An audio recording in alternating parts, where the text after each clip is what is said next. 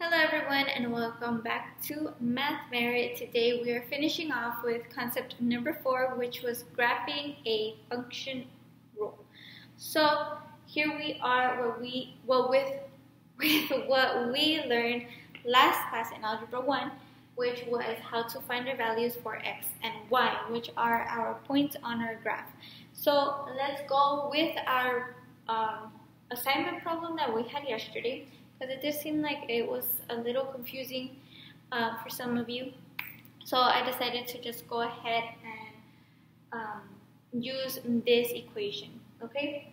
So we're going to follow the steps we learned last class, which is plugging in the value that we already have for x to be able to find the value that we're going to get for y, which is our dependent variable in this case. So let's get started. I'm gonna go through it a little quick just because this is something we saw last time, okay? So first we're gonna start off by plugging in for -1. So we have a negative and a negative together, and we know that that becomes a positive. That means that 2 plus 1 equals 3, meaning our values are -1 and 3 for y. Now let's go with 0.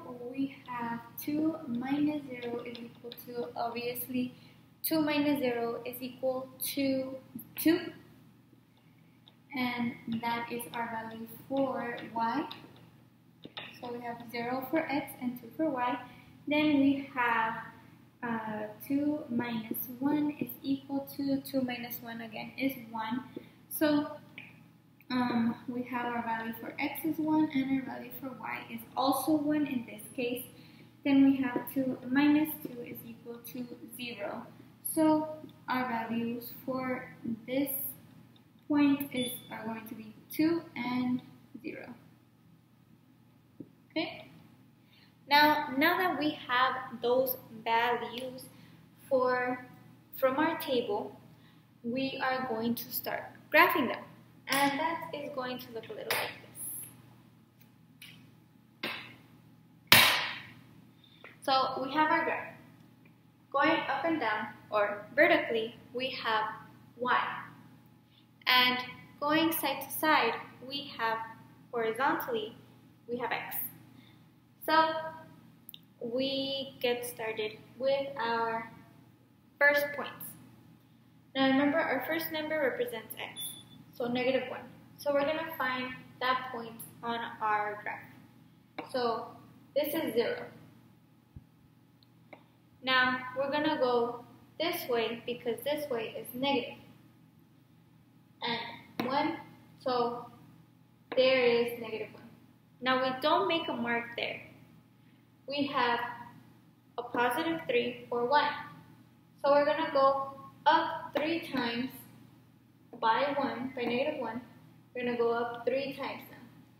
And where that lands is where we would make our point. Okay? That is our first point. Now, let's move on to the next one. We have 0 for x and 2 for y. So, we're going to stay right here on x. Okay? But we're going to move up twice because that is our point for y. So it will still be on the line, but it's going to be up because of y. Now we have 1 and 1. So start at 0, go over 1 for x, and up 1 for y. And last but not least, we have our point for the last point. So for x, we have 2. So 1, 2. And for y, we have 0. So that means we will stay right on the line. And that is how we graph those coordinates. Now, if you have any questions on this or how to do it, please don't hesitate and ask. For now, let's go on into your assignment. So, for your assignment today, we have this table. You're going to start off with the table and you are going to finish off by graphing the points you get from this table. Okay, so again, you have your values for x, you have to figure out your values for y using this equation, and then you have your coordinates, and just mark your points onto your graph. So if you have any questions, please do not hesitate and ask. I'm here to help, and I hope to be hearing back from everyone very, very soon, and I hope you all have a very wonderful day. Goodbye.